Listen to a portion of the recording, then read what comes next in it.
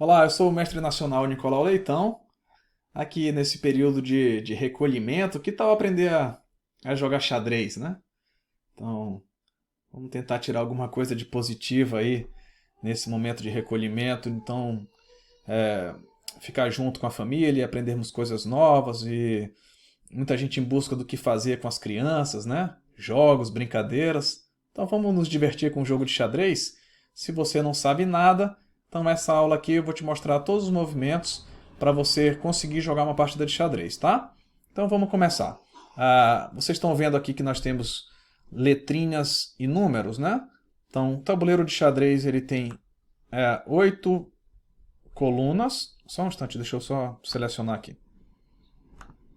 Então, são 8 colunas, que eu gosto de falar que são as ruas em pé, se a gente imaginar o tabuleiro como uma cidade, e 8 fileiras, né? Então, as colunas são as ruas em pé, representadas pelas letras, e as fileiras são as ruas deitadas, representadas pelos números.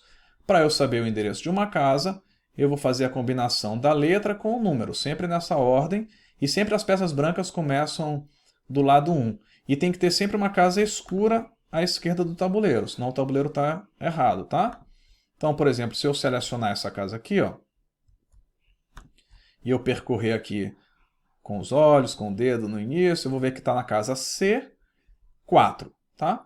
Então, para que serve eu saber o endereço da casa? Para eu poder anotar as jogadas. Eu anoto as jogadas colocando a primeira letra da peça que jogou em maiúsculo e a casa para onde ela foi, tá bom? Guarda essa informação que ela vai já ser importante até para o nome de uma peça, tá? Então vamos começar agora com os movimentos das peças. Começando com o rei. Então o rei é a peça mais importante do jogo de xadrez. Não dá para jogar xadrez sem rei. A gente vai já já ver como é que faz um checkmate, tá? Então o rei ele se movimenta para todas as direções, para frente, para trás, para um lado, para o outro e para as diagonais. Mas você está vendo que as setas elas são curtinhas, né? Não tem nenhuma seta grandona, porque o rei só se movimenta de uma em uma casa, tá? Então o rei tem perninha curta, ele não dá passo grandão. O rei se movimenta para todas as casas que estão pertinho dele, tá? Agora o que acontece é o seguinte, deixa eu fazer aqui uns lances. Um rei ele nunca pode pisar uma casa atacada, tá? Uma casa atacada é uma casa que uma peça do outro time consiga ter ação, consiga olhar, né? Consiga enxergar. Então, por exemplo, agora é a vez das brancas jogarem e eu não consigo jogar meu rei para nenhuma casa da sexta fila aqui, ó, porque o rei preto estaria aqui controlando. Então, aqui eu estou na tela do meu Chess Base, tá? Que é um programa de xadrez. Eu não consigo jogar meu rei lá para a sexta, porque rei não encosta com rei.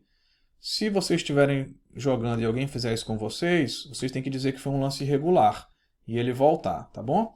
Então, o rei se movimenta em todas as direções, de uma em uma casa, mas ele nunca pode pisar numa casa atacada, por isso um rei nunca encosta com o outro, tá? Vamos ver agora, eu falei para vocês que o rei é a peça mais importante do jogo. Então eu vou falar agora da peça mais poderosa. Qual que é o nome dessa peça? Eu ouvi alguém dizer aí rainha. Olha só, o normal é que fosse realmente rainha, né? Porque se nós temos um rei, a mulher do rei é a rainha. Mas lembra que eu falei que a gente anota as jogadas com a primeira letra da peça que jogou e a casa para onde ela foi? Então, rei já começa com R, né? Então, rei e rainha, nós teríamos duas peças começando com a letra R. Então, aqui no Brasil, a gente vai chamar essa peça aqui ó, de dama, tá? A dama ela é disparada a peça mais poderosa do jogo. Porque ela é a peça de maior movimentação. Ela também anda em todas as direções, ó, para frente, para trás, para os lados e também nas diagonais. Ela faz aqui um asterisco, né? Ela corta o tabuleiro quase todo. Ela se movimenta realmente muito. Então a dama é disparada a peça de maior movimentação. O que a dama não pode fazer é passar por cima de outras peças. E eu também nunca no xadrez eu vou ocupar a mesma casa, tá? Uma casa que já esteja ocupada. Se eu quiser capturar, no jogo de xadrez a captura ela não é obrigatória, tá? Só capturo se eu quiser. Se eu quiser capturar, eu vou retirar a peça capturada e ficar no lugar dela, tá? Então olha só, eu não consigo passar por cima desse rei, nem ocupar a casa E4, que já está ocupada pelo rei, tá? Se eu quiser, eu posso capturar a dama preta. Ó. Então eu vou tirar a dama preta e ficar no lugar dela. Beleza? Tranquilo? Agora a lição mais importante, que é cheque e checkmate. Então, cheque significa que um rei está atacado, tá? Mas eu vou conseguir escapar do ataque. Tem 3 formas de eu escapar de um cheque. Fugindo com o rei para uma casa segura, capturando a peça que ataca o rei ou cobrindo o cheque, tá? Então olha aqui, a dama branca ela está atacando o rei preto aqui de frente. Agora, pela coluna E, se esse rei sai, pronto, eu escapei da coluna E, eu fugi para uma casa segura, tá bom? Eu posso ainda capturar a peça que ataca meu rei. Então a dama não joga na diagonal, então a dama preta está enxergando a dama branca aqui na diagonal. Ó. Então ela pode vir aqui e capturar. Então eu elimino a peça que atacava meu rei. E eu posso fazer ainda mais uma coisa, que é cobrir o cheque. É como se fosse um escudo. Né? Vou ficar no meio do ataque. Então, por exemplo, se eu coloco a dama aqui no meio do ataque, então eu cobri o cheque. Tá? Agora, se um rei está atacado e não consigo escapar do ataque, aí sim foi o checkmate. Vamos ver aqui um exemplo de um checkmate.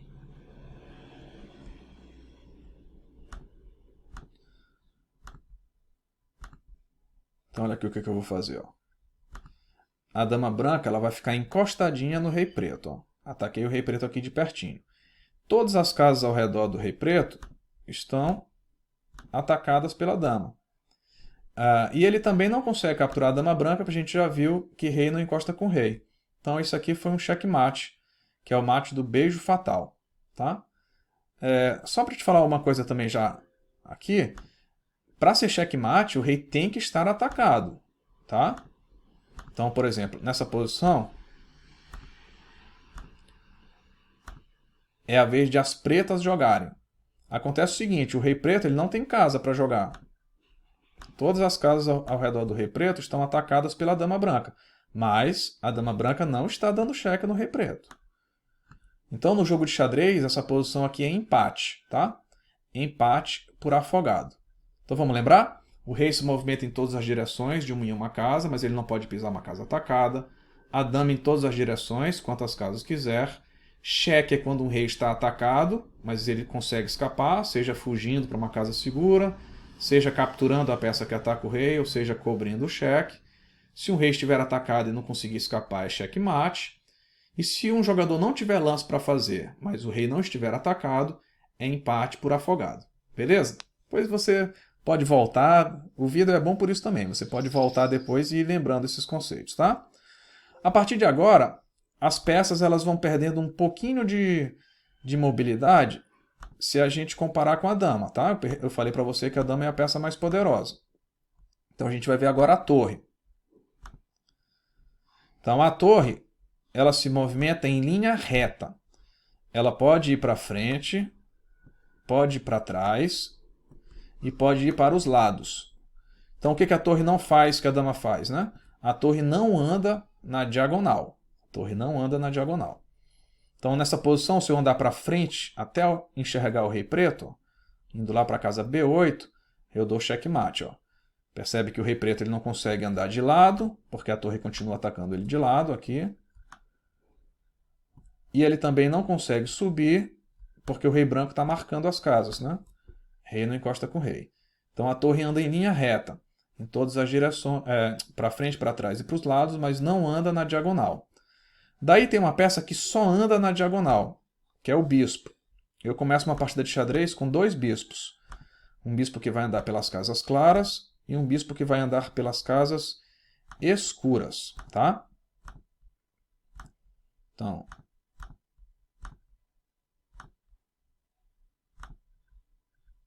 olha só, eu começo com 2 bispos. Um bispo que vai andar pelas casas claras, ó, na diagonal, assim, inclinadinho. Às vezes as crianças têm um pouquinho de dificuldade de entender o que é uma diagonal, porque elas não andam na diagonal normalmente, né? As crianças andam para frente, para trás, para um lado, para o outro, mas ela não anda na diagonal, né? Então é assim como se fossem flechas, né? Inclinadas. Vamos ver aqui setas verde e amarelas brasileiras, tá? Então, Aqui nessa posição o branco consegue dar checkmate no preto em uma jogada.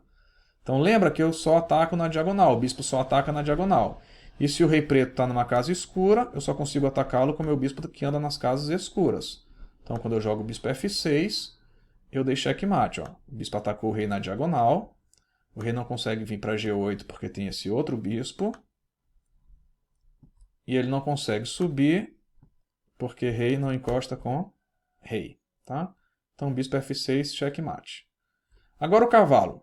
Cavalo, todo mundo fala assim, o cavalo eu sei, o cavalo anda em L. Agora, o que às vezes causa um pouquinho de confusão é o tamanho do L, né? Então, vamos fazer 1, 2 e vira. Pode ser duas para frente e uma para o lado, ó. Duas para frente e uma para o lado. Você viu que fez o L aqui, né? Mas está um L de cabeça para baixo. Então é isso mesmo. Nem sempre vai ser o L certinho como a gente escreve. Mas sempre é 1, 2 e vira. Duas para frente e uma para o lado. Ou duas para trás e uma para o lado, né? Vê como fez o L aqui. Agora está o L certinho, né? Sempre de uma casa clara para uma escura ou de uma escura para uma clara. Do dia para a noite ou da noite para o dia. Eu posso fazer esse L deitado também, ó. 1, 2 e vira, né?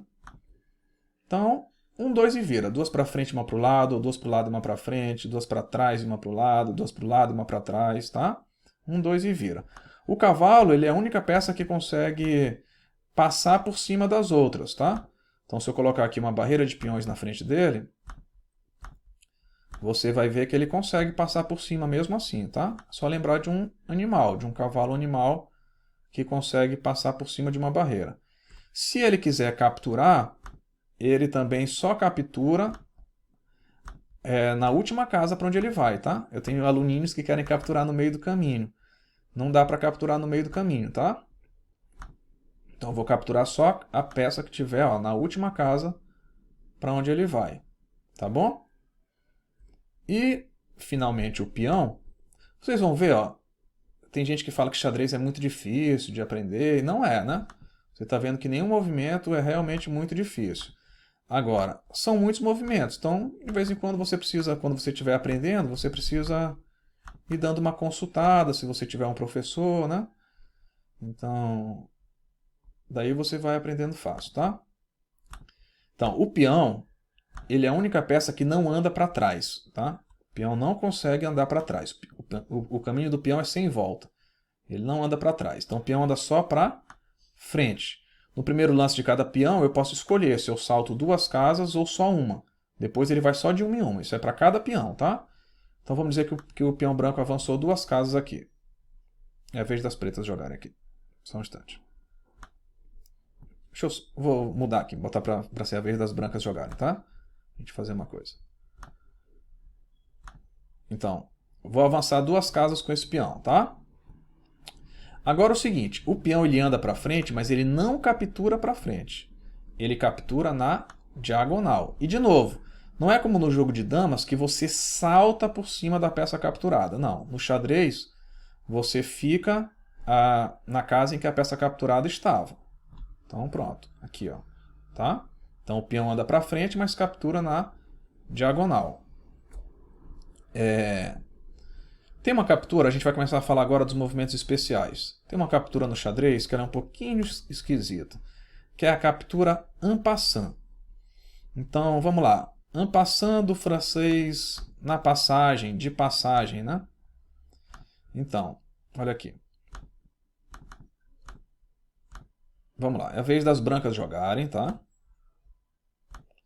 E aí, para vocês ficar claro que se eu jogar E3, o preto, se quiser, só se quiser, ele pode capturar aqui na diagonal, certo? O que não é tão claro assim é que se o branco jogar E4, mesmo assim o preto pode fazer essa captura F toma E3. Aí é esquisito, né? Então vamos lá, en passant. É como se para chegar a E4, esse peão tivesse que fazer assim, jogar para E3 e depois para E4. E no meio da passagem ele pudesse ser capturado por esse peão que está na coluna F, tá?